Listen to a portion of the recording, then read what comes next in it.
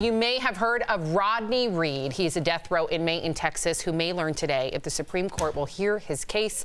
He's scheduled to be executed in just 5 days for the rape and murder of a 19-year-old girl back in 1996.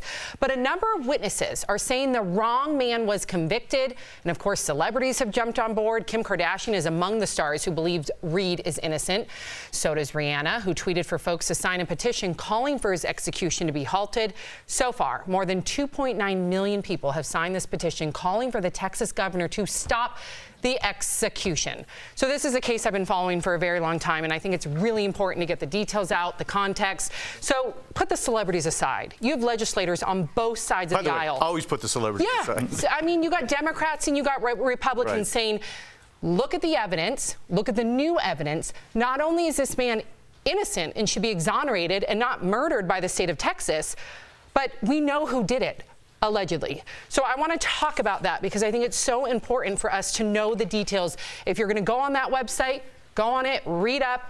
But the people that believe he's innocent, again, Republican lawmakers and Democrat lawmakers, they believe that Jimmy Fennell Jr., a former police officer, is the one that killed this young woman, Stacy Stites, back in 1996, who was his fiance at the time. Now, what's really alarming about this is all the evidence that they had against him was somehow misplaced, wasn't presented in court. Again, this was a police officer at the time.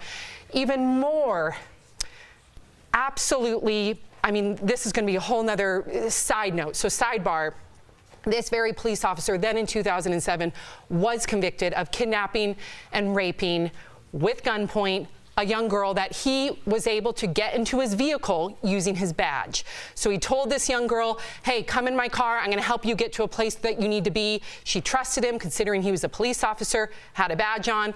He threatened her life, saying, if you tell anybody, I will come find you, hunt you down, and kill you.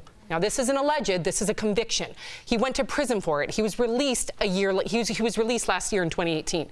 So, again, you have a man who has a history of violence. You have a man who other women have now come forward saying, he used to do this to me when he was on the force. He would stalk me. He would threaten violence.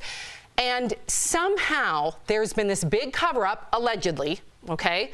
And we have a man who is sitting on death row for 2 decades, who in 5 days could be murdered by the state of Texas. What are we going to do about it? What are we going to do about it? Well, stop it, first of all, because it would be really sad to... The governor has said nothing. Yes. He has refused to cooperate. But now, you can't kill a man. He certainly can. Yeah. Unfortunately. Now, here's the deal. Very rarely, Mark, do we see the Supreme Court step in and issue what you call a stay of execution. Today, they applied for the writ of certiorari, which is just a big word for we need a stay of execution. They will be looking at this case.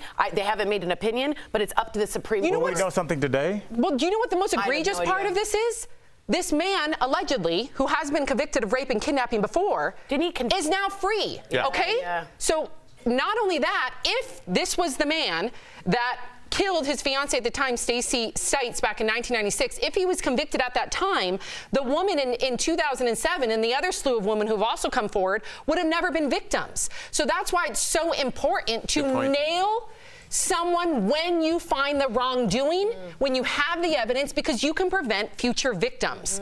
So if your daughter ended up being, God forbid, Al, kidnapped and raped by someone who could have been thrown behind bars with proper evidence, allegedly, I think and wasn't, what would you do? Super out of time, Sam, but I'll just say this, and I'll say this in the break as well. I think the reason that we haven't seen people acting quicker is because there might have been a cover-up, and if we figure out there's a cover-up, it's going to rain down on a lot of people's heads. Some people that are probably retired off the force, but if this was a police cover-up, it wasn't this guy. It's a number of Allegedly, people. he even confessed, Fennell. Allegedly. Yeah, and that's exactly right, Tori.